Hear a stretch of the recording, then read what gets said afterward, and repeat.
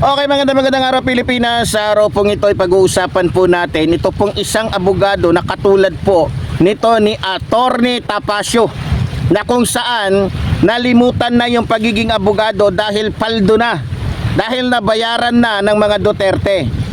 Malamang kilalang kilala nyo po to, itong ilong po niya. Yung ilong nito ay kahawig po ng ilong ni Rodrigo Roa Duterte, na mas malaki pa ang butas ng kanyang ilong kesa sa kanyang bunganga. No? Ito po ay si Attorney Porhisio. No? Siya si Attorney Porhisio na talagang imbes na makatulong sa bayan ay nakakapurhisyo pa. Talagang nakakagulo pa.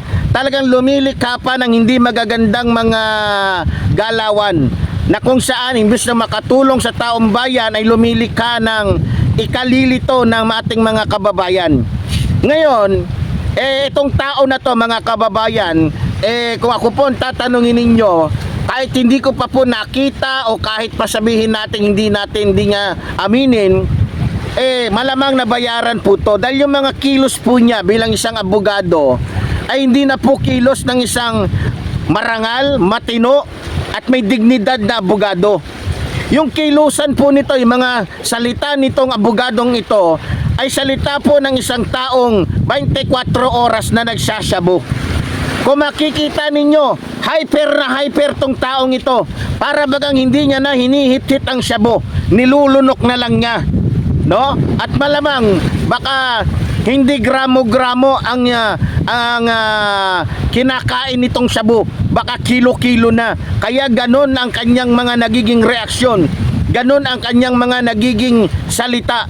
Alam nyo, sa totoo lang, nakapagtapos ito ng abogado, baka naman nasobrahan na ito sa pagiging matalino. Kaya ang kinalabasan, ayun.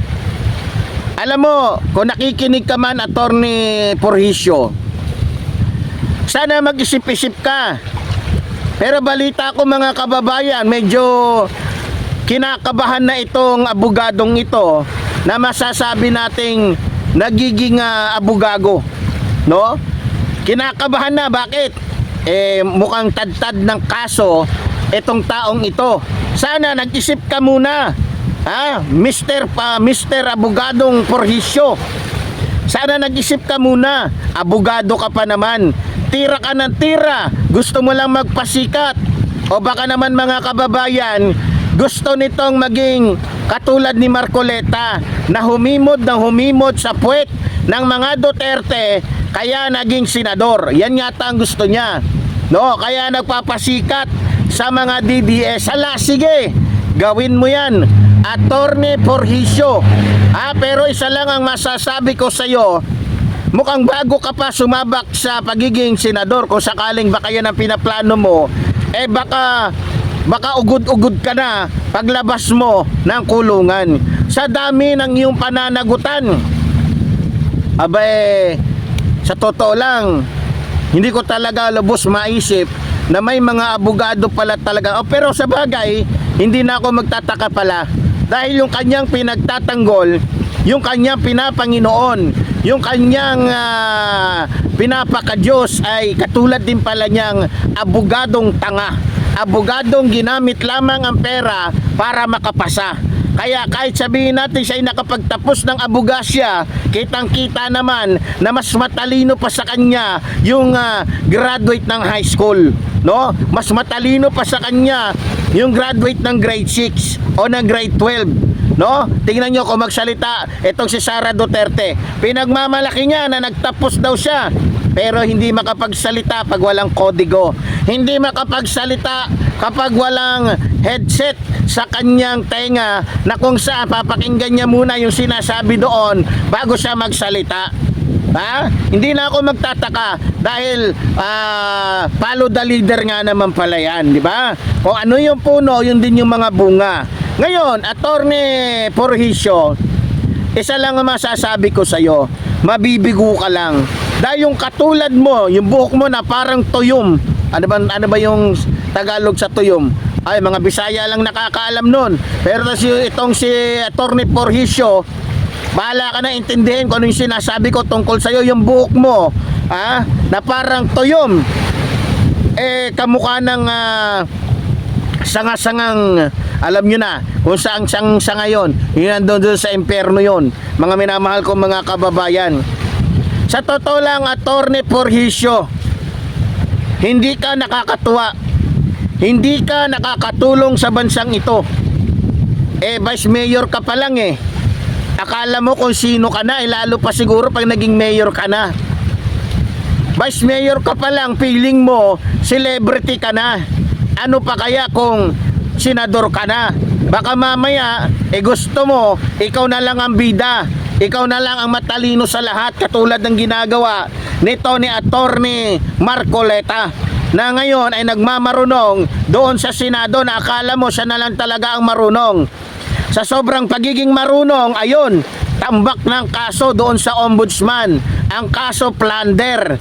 Lahat kayo na kasama, kakampi ng mga Duterte, kapwa nilang tambak ang kaso. Bakit? Dahil wala kayong magawang matino sa bansang ito.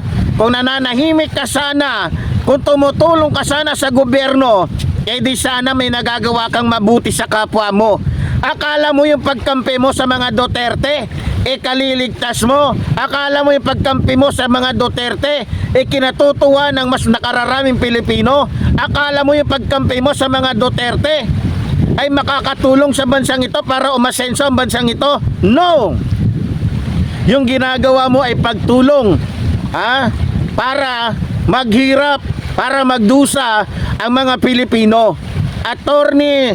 Porhisio, alam mo sa totoo lang, alam mo sa totoo lang, alam mo ang ginagawa mo. Alam kong alam mo na mali ang ginagawa mo. Alam kong alam mo na ang ginagawa mo ay puro mga kabaliwan na at hindi na tama at hindi na sang-ayon sa batas o sa konstitusyon ng ating saligang batas. O sa konstitusyon na pinatutupad dito sa ating bansa. Matalino ka pa naman. Magaling ka pa naman. Pero yung kagalingan mo, ginagamit mo kapalit ng pera ng mga politikong sakim sa pera at kapangyarihan. Sayang, magaling ka pa naman, mahusay ka pa naman, pero hindi na ako magtataka. Mukhang lahat yata na mahuhusay, magagaling na mga abogado, binili na ng mga Duterte, para masiguro lang na sila ay hindi maalis sa pwesto o sila pa rin ang hawak sa buong Pilipinas. Pero Atty. Porhisio, sana isang araw maisip mo na mas kailangan ng mga Pilipino ang mga tapat na politiko. Hindi nila kailangan ng mga katulad ng mga Duterte. Kaya kahit ano pang sabihin mo, kahit ano pang pangiinganyo mo, hindi kami sasama sa iyo. Dahil ang sumasama sa mga Duterte, mga baliw, mga tanga at mga bobo lamang. Ngayon, kung gusto mo mapabilang sa mga bobo at tanga, diyan ka na lang. Iso lang ang masasabi ko sa iyo. Good luck, Atty. Porhisio. At sigurado ako, marami kang kaharapin na kaso katulad ni Marcoleta at ng ilang pang mga politikong kakampi ng mga Duterte. So good luck. Muli po, tulad po sinasabi ng inyong lingkod, mabuhay po ating inang bayan, mabuhay po nagmamahal sa ating inang bayan. Maraming salamat po.